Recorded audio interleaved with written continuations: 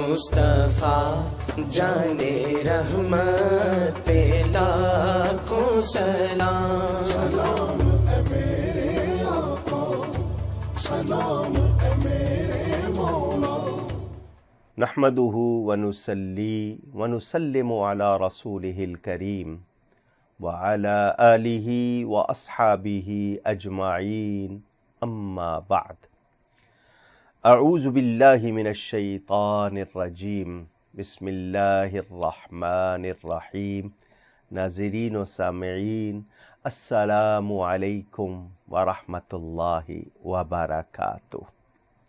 تحفہ درود و سلام اللہ تعالیٰ کے سب سے پیارے اور آخری نبی صلی اللہ علیہ وآلہ وسلم پر درود و سلام بھیجنا، یہ ہر مومن کے لیے بہت ہی سعادت۔ ہم نبی کریم صلی اللہ علیہ وسلم کے احسان، وہ تو خود اللہ کا ہم پر احسان ہے، اور ان کے ہم پر کتنے احسان، ہم اس کا کوئی بدل عوض ادا کرنے سے عاجز، سوچ بھی نہیں سکتے کہ کوئی بدلہ ہم ادا کر سکتے ہیں۔ اللہ تعالی ہمارا خالق، وہ ہمارے عجز سے واقف، اس کو پتہ ہے ہم کتنے کمزور، کتنے خطا کار اور کتنے بے بس، ہم سے کوئی ایسا کام نہیں ہو سکتا کہ ہم اس کا کوئی بدل یا عوض ادا کر سکیں۔ اس نے ہم پر مہربانی فرمائی، ہمیں جس پیارے نبی صلی اللہ علیہ وآلہ وسلم کا امتی بنایا، ان کے احسان کے بدلے میں ہمیں درود پڑھنا سکھا دیا کہ ہم درود و سلام پڑھیں تاکہ اللہ بھی راضی ہو جائے، رسول کریم صلی اللہ علیہ وسلم بھی خوش ہو جائیں اور ہماری جھولی بھی بھری رہے۔ علامہ امام سخاوی فرماتے ہیں، اگر یہ کہا جائے کہ کیا حکمت ہے، یعنی اس میں کیا راز، دانائی کی کیا بات، کہ اللہ تعالیٰ نے ہمیں حکم دیا ہے کہ تم درود و سلام بھیجو، اور ہم کہتے ہیں اللہم صلی وسلم، یا اللہ تو بھیج، اے اللہ درود و سلام تو بھیج ان پر، اور خود نہیں بھیجتے، یعنی یوں نہیں کہتے اصلی علی سیدنا محمد کہ میں درود بھیجتا ہوں اپنے پیارے سردار حضرت نبی کریم محمد صلی اللہ علیہ وسلم پر، اس لیے کہ میں اصلی کی بجائے اللہم صلی کیوں کہتا ہوں کہ نبی پاک صلی اللہ علیہ وآلہ وسلم پاک، صاف، بے عیب ہیں، اللہ نے انہیں بے عیب بنایا۔ صحابی کا عقیدہ ہے نا، خلقت مبرأ من کل عیب، یا رسول اللہ صلی اللہ علیہ وسلم آپ ہر عیب سے پاک پیدا ہوئے، اور یہ نبی کی شان قرآن میں بیان ہوئی، وَيُزَكِّيهِمْ، وہ تو دوسروں کو پاک کرتے ہیں، تو اللہ تعالیٰ نے ان کو یہ شان عطا کی۔ ہمارے اندر خامیاں، خرابیاں، نقائص، عیب ہی عیب، اتنے عیب دار ہو کر ہم اس پاک ذات کی کیا مدح کر سکتے ہیں؟ اور پھر مدح تو وہ کرے جو جانتا ہو پوری طرح اور جو حق ادا کر سکے۔ اس لیے ہم اللہ کریم سے عرض کرتے ہیں، یا اللہ وہ نبی پاک صلی اللہ علیہ وسلم کی شان کے مطابق ان پر درود بھیجے۔ یہ ہماری طرف سے عاجزی کا اظہار، اور یہ پسندیدہ ہے۔ اندازہ کیجئے، اس کو ذرا سمجھیے گا۔ علامہ نیشاپوری اللطائف والحکم میں یہی لکھتے ہیں، صلیت علی محمد صلی اللہ علیہ وسلم، کافی نہیں کہ میں درود بھیجتا ہوں نبی صلی اللہ علیہ وسلم پر، اتنا کہنا کافی نہیں، کیونکہ بندہ اس قابل ہی نہیں، وہ تو اس لائق ہی نہیں۔ اسے چاہیے کہ اللہ سے عرض کرے کہ یا اللہ تو درود و سلام بھیج، کیونکہ اصل صلاۃ درود بھیجنے والا حق تعالی ہے، اور بندہ اس طرح اپنی عاجزی کا اظہار کر کے دوہری سعادت پاتا ہے۔ عاجزی کا ثواب الگ، اور اللہ کی بارگاہ میں درود بھیجنے کی گزارش کرنے کا ثواب الگ، اور پھر درود کی برکات الگ۔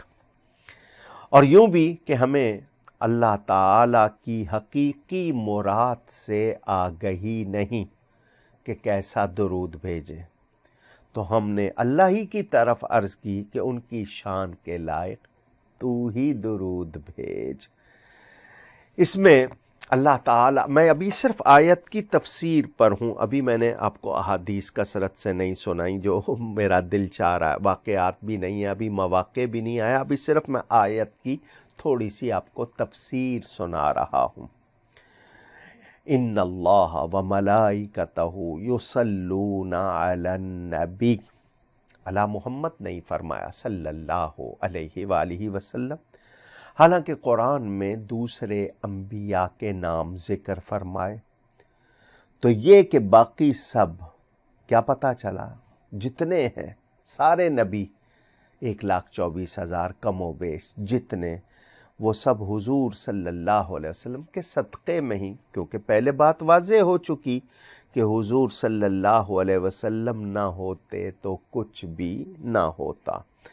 تو میرے آقا پیارے مصطفیٰ صلی اللہ علیہ وآلہ وسلم کو جو اعزاز حاصل ہے وہ کسی اور کو نہیں ہے، اور یہ بھی ظاہر ہو جائے کہ یہی سب نبیوں سے افضل ہیں، اعلیٰ ہیں، بالا ہیں، سارے نبی شان والے، کسی کو ہم ادنا نہیں کہہ سکتے، مگر ہمارے نبی پاک صلی اللہ علیہ وسلم سب سے اعلیٰ۔ اللہ تعالیٰ نے اپنے خلیل حضرت سیدنا ابراہیم علیہ السلام کا ذکر فرمایا، ان اول الناس بابراہیم للذین اتبعوہ وہذا النبی، ابراہیم سے قریب تر وہ لوگ ہیں جنہوں نے ان کی پیروی کی، اور یہ نبی، تو یہ بہت بڑی فضیلت ہے جس کا ذکر علماء اسلام نے بڑے اہتمام سے فرمایا کہ حضور اکرم صلی اللہ علیہ وسلم وہ ہستی ہے کائنات میں جس کے آداب خود رب تعالیٰ نے تعلیم فرمائے ہیں۔ اللہ تعالیٰ نے ہمیں تاکید فرما دی، جس طرح آپس میں ایک دوسرے کو پکارتے ہو میرے نبی کو اس طرح نہیں پکارنا۔ دیکھو بات کرتے ہوئے آواز اونچی نہ ہونے پائے، بھلے کتنے ادب سے بات کر رہے ہو، آواز بھی اونچی نہ ہونے پائے، سارے عمل برباد ہو جائیں گے۔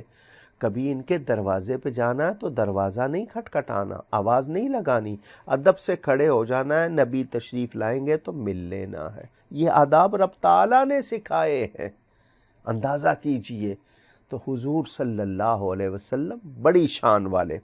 اپنے لیے اللہ تعالیٰ نے یہ نہیں فرمایا ان الرب یصلی، بلکہ اس میں جلالت، اس میں ذات کا ذکر فرمایا، کیونکہ یہ تمام اسماء و صفات کا جامع اسم اعظم، کیونکہ جب آپ اللہ جل جلالہ کہتے ہیں تو ہم قطعی طور پر یہ اعتراف کرتے ہیں کہ وہ ایک ہی معبود ہے۔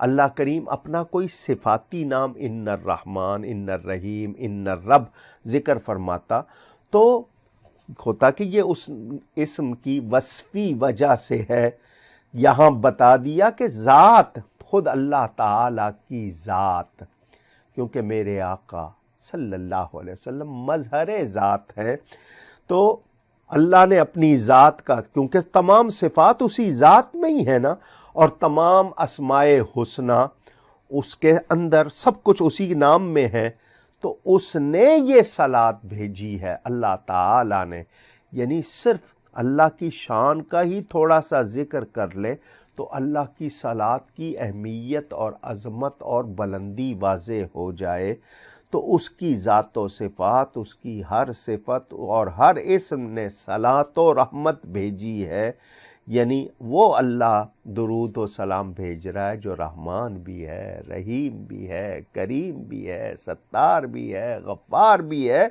وہ منان بھی ہے، دیان بھی ہے، حنان بھی ہے، تو اور کس پر بھیج رہا ہے؟ اپنے حبیب پاک صلی اللہ علیہ وسلم پر، کہ باقی تو سب اسی نبی کا صدقہ ہے۔ مصطفیٰ جانے رحمت پہ لاکھوں سلام، سلام اے میرے آقا، سلام اے میرے مولا۔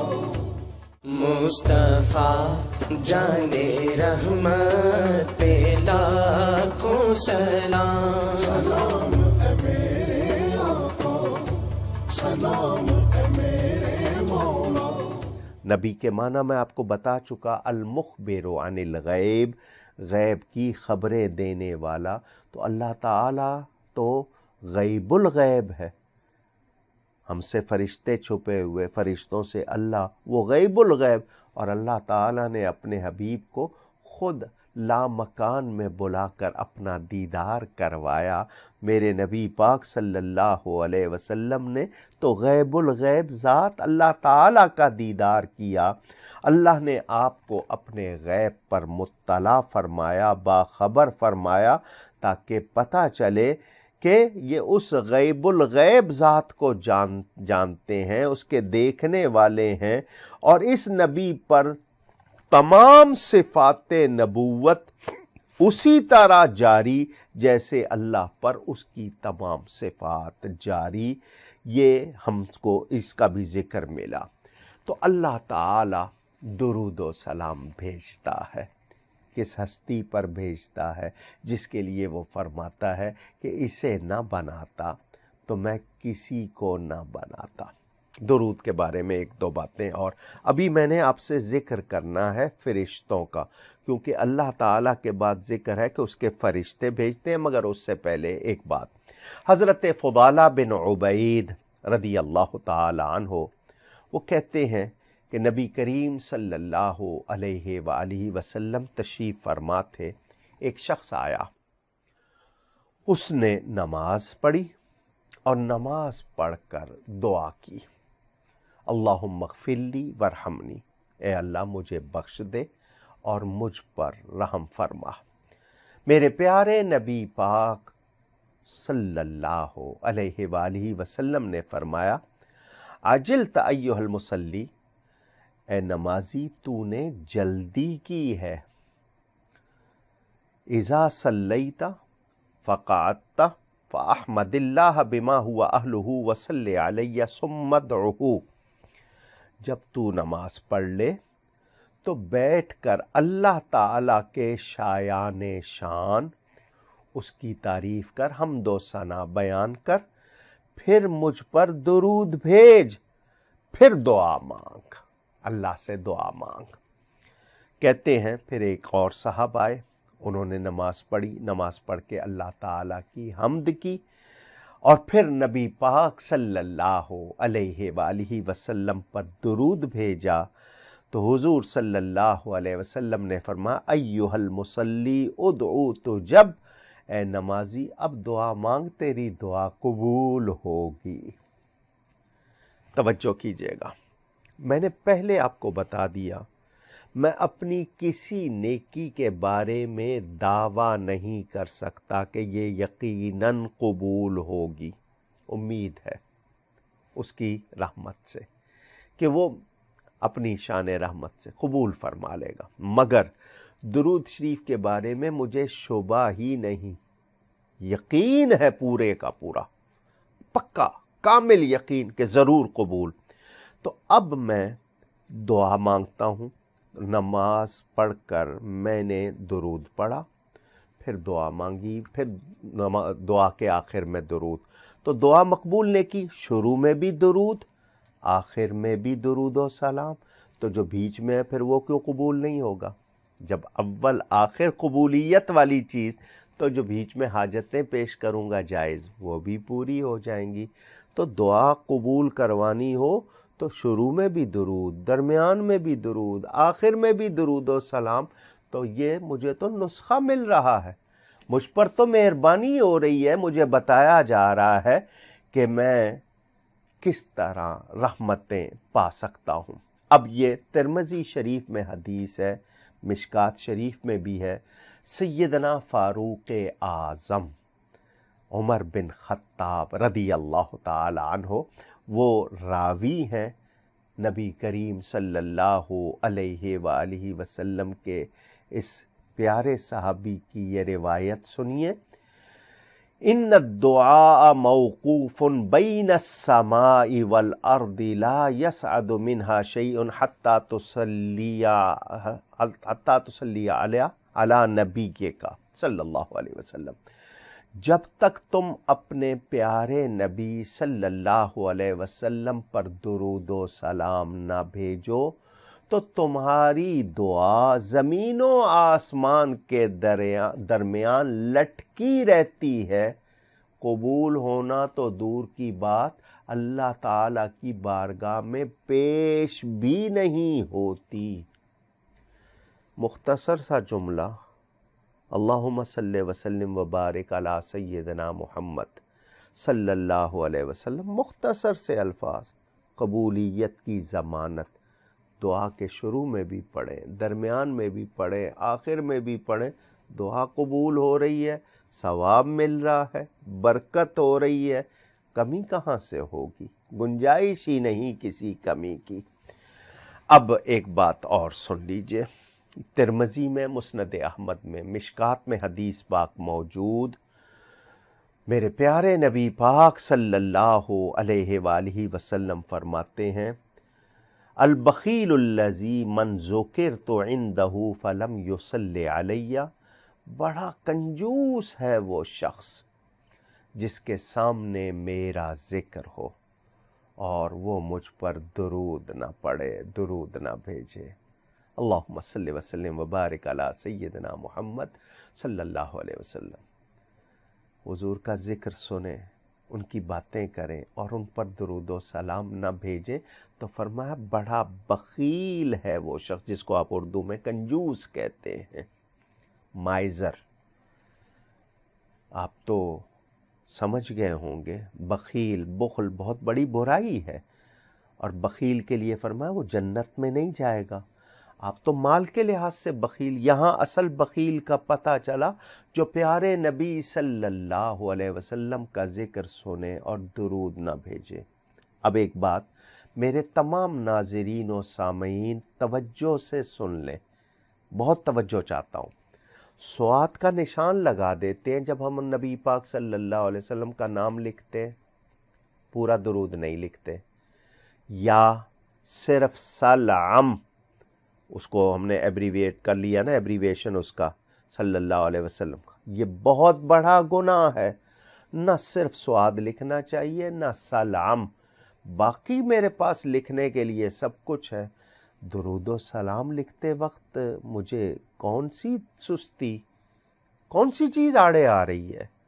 اس کے لکھنے کی برکت جب تک وہ کاغذ رہے گا مجھ پر رحمتیں ہوتی رہیں گی. جو پڑھے گا، میں چونکہ اس کے پڑھنے کا سبب بنوں گا، وہ بھی میرا فائدہ ہوگا، اس کا بھی فائدہ ہوگا. تو یہ سواد صرف لگانا یہ جائز نہیں، سلام لکھنا یہ جائز نہیں. اسی طرح نبی پاک صلی اللہ علیہ وسلم کا نام ہم انگلش میں لکھتے ہوئے بعض لوگ لاپرواہی سے MOHD لکھ دیتے ہیں. بہت بڑا گناہ ہے یہ، ایسا نہ کیا کیجئے، اس سے بچیے. پورا نام لکھنا چاہیے، صحیح اسپیلنگ کے ساتھ لکھنا چاہیے، اور جب بھی لکھیں خود بھی درود پڑھیں اور لکھیں بھی تو پورا درود پڑھیں. آپ کہیں گے جی کاغذ کم ہے، تو کاغذ کم ہوتا ہے، ہوتا رہے، درود کم نہیں ہونا چاہیے. ذہن میں رہے وہ کم ہو جائے گا تو پتہ نہیں اور کتنا کچھ ہمارا کم ہو جائے گا. ہم درود و سلام پڑھیں گے، ہم پر رحمتیں ہی رحمتیں ہوں گی اور ہمارے لیے راحتیں ہی راحتیں ہوں گی. ہر نیک کلام کے افتتاح میں اور انجام میں ہمیں درود و سلام پڑھنا چاہیے. یہ ذکر ابھی جاری ہے درود و سلام کا. اس کے احکام ہیں، کہاں لازم ہے، کہاں مستحب. مستحب کہتے ہیں پسندیدہ کو، جس کی ضد مکروہ ہے، ڈس لائک. مستحب پسندیدہ، جس کی جمع مستحبات، کہیں واجب کہیں مستحب. اور محبت والا تو اس کو یہ نہیں دیکھے گا کہ لازم ہے یا نہیں، وہ پڑھے گا، اس کا دل پڑھے گا. تو یہ ذکر جاری ہے. آج کی نشست کا وقت پورا ہو رہا ہے. الصلاۃ والسلام علیک یا رسول اللہ وعلی آلک واصحابک یا حبیب اللہ۔ میں نے یہ تمام باتیں آپ کو سنانی ہیں۔ اب میں فرشتوں کا بھی ذکر کروں گا، آپ کو بتاؤں گا کتنے فرشتے۔ انشاءاللہ آئندہ نشست میں ملاقات ہوگی۔ گفتگو میں کہیں کوئی غلطی ہوئی ہو، اللہ کی بارگاہ میں توبہ کرتا ہوں۔ والسلام علیکم ورحمۃ اللہ وبرکاتہ۔ مصطفیٰ جانے رحمت پہ لاکھوں سلام، سلام اے میرے آقا، سلام